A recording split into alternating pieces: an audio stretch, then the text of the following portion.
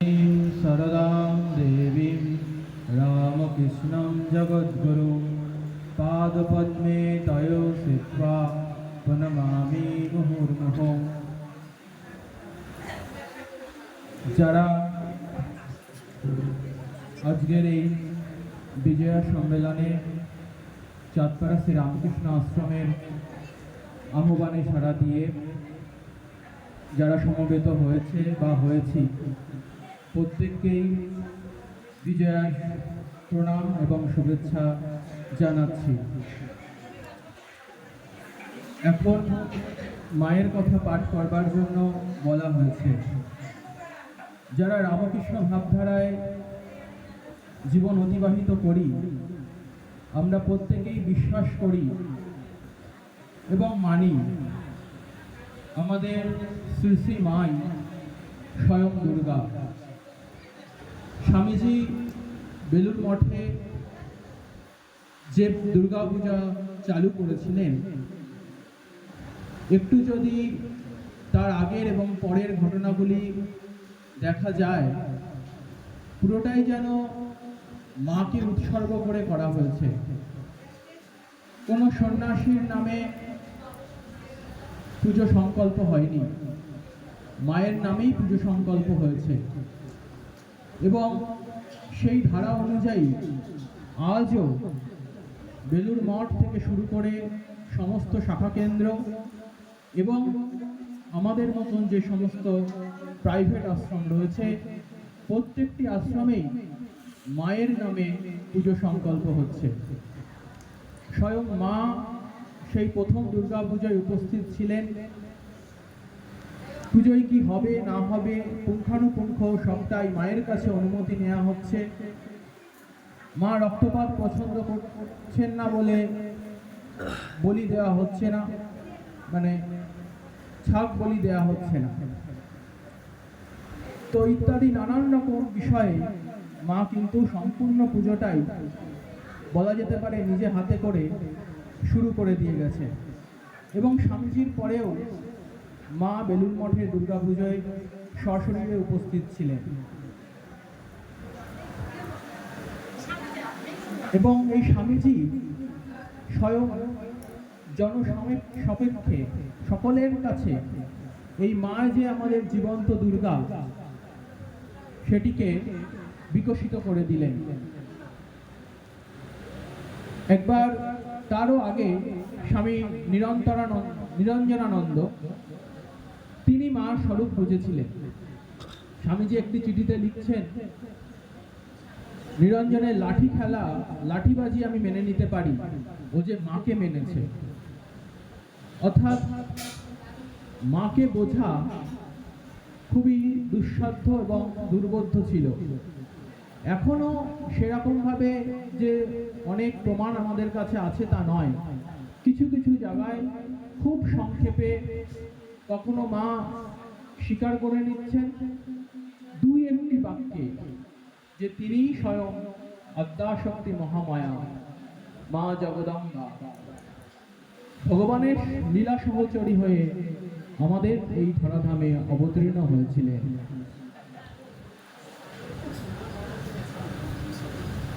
স্বামী শারদানন্দজি তাই লিখছেন, চৈতন্যের সহিত শক্তির নিত্য মিলন সর্বত্র প্রত্যক্ষ করিয়াই বিশেষ বিশেষ শক্তিশালী পদার্থে ও সমগ্র জগতের ভারতের ঋষিগণ সব ও শিবার আরাধনা করিয়াছিলেন।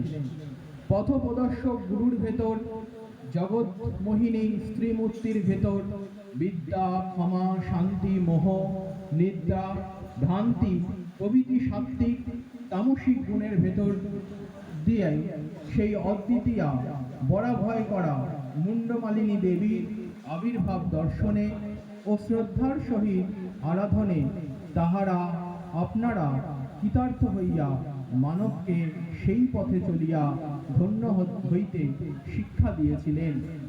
অর্থাৎ মা মহামায়ার স্বরূপ যতদিন না এই ভারতবর্ষের ঋষিগণ বুঝতে পেরেছিল, ততদিন এই প্রকৃতিকেই এবং প্রকৃতিতে বেঁচে থাকতে গেলে, প্রকৃতিতে জীবনযাপন করতে গেলে আমাদের মধ্যে যে গুণ দরকার, বিদ্যা, ক্ষমা, শান্তি, প্রত্যেকটির মধ্যে দিয়ে যেন সেই স্ত্রী মূর্তি প্রতিভাত হয়ে উঠেছিল।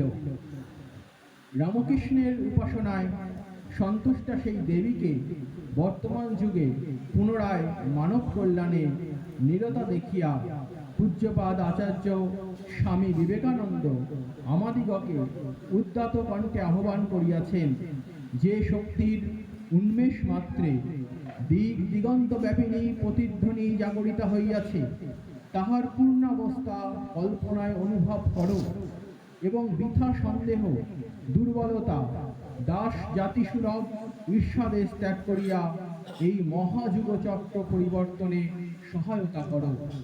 অর্থাৎ ঠাকুর এবং মা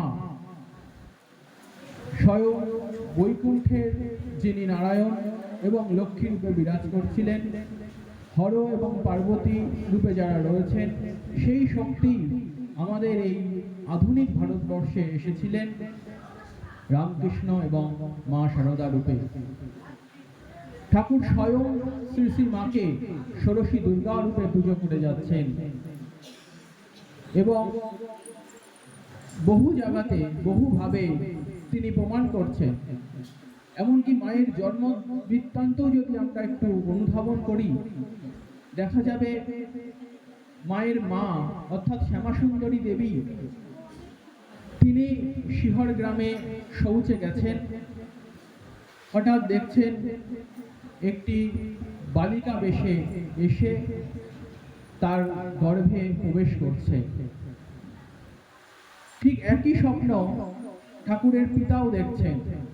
তিনি কলকাতায় যাবেন, এরকম একটি পরিস্থিতি, সেরকম হঠাৎ তার নিদ্রা এসেছে। দেখছেন একটি বালিকা তার পেছন দিক থেকে এসে দুই বাহু দিয়ে তার গলা জড়িয়ে ধরে বলছে, আমি তোমার কাছে এলুম।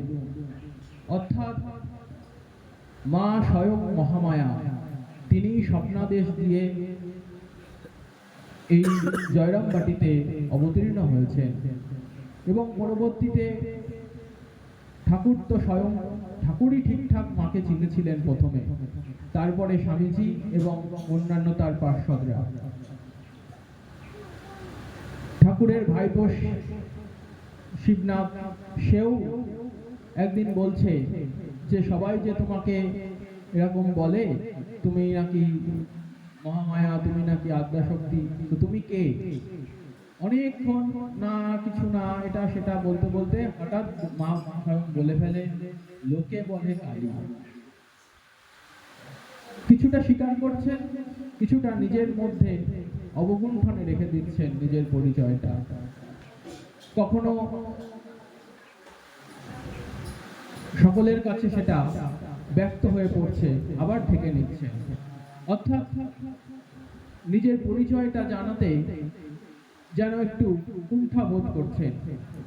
অর্থাৎ সকলকে সেই ভার বহন করার ক্ষমতা সকলের ছিল না, তাই সকলের সামনে নিজের পরিচয়টা এইভাবেই বোধ হয় একটু লুপ্ত করে রাখবার প্রয়াস চলছিল। পরবর্তীতে স্বামীজি একবার খুব তৎপর হয়ে উঠেছিলেন মাকে কেন্দ্র করে একটি সারদা মঠ তৈরি করবার।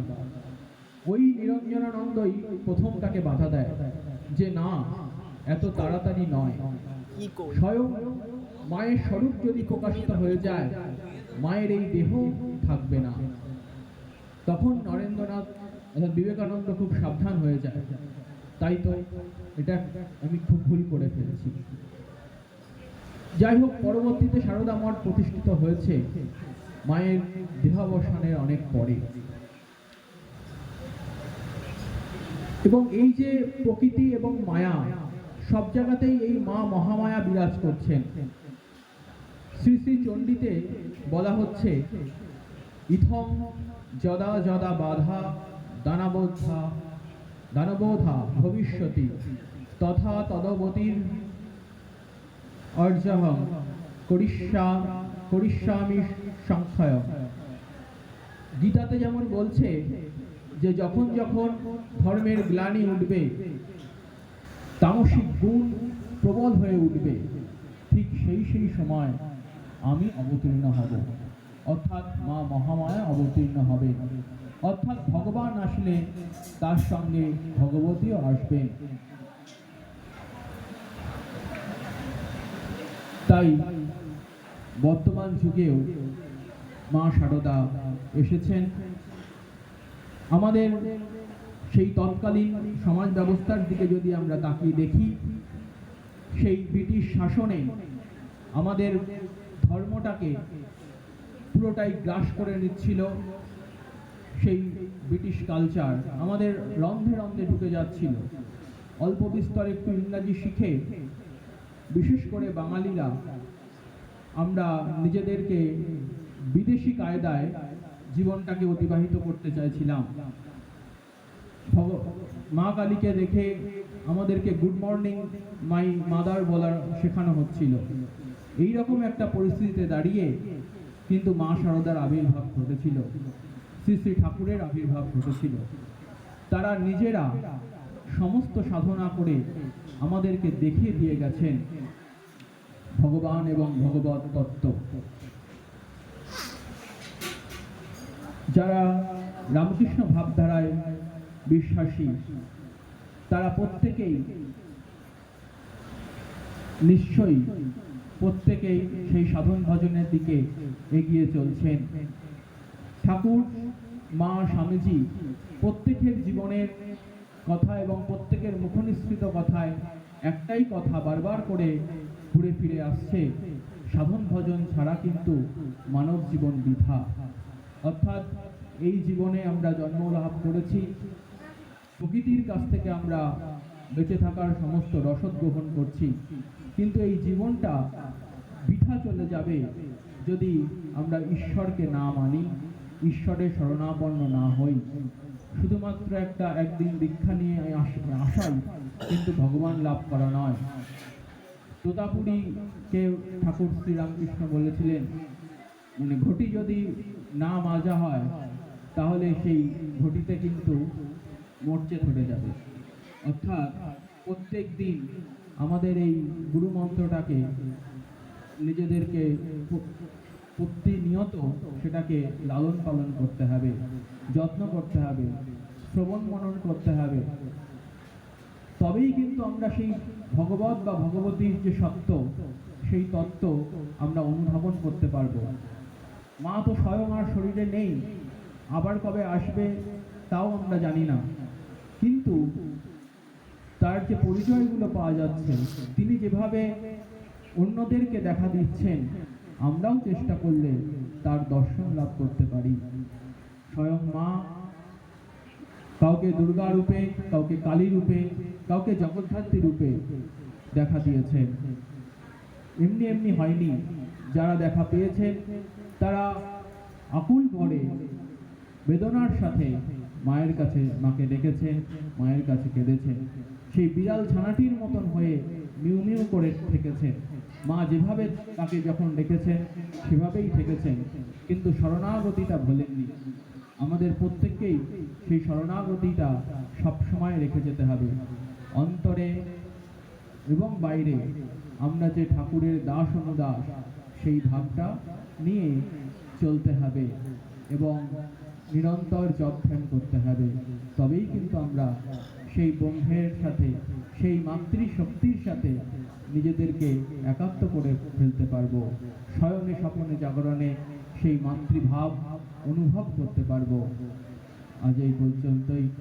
ওম বনতানাং প্রসিদত্তং দেবী বিশ্বর্তি হারিণী তৈলক্যং বাসিনাং মৃত্যে লোকানাং বরদা ভব। ওম শান্তি।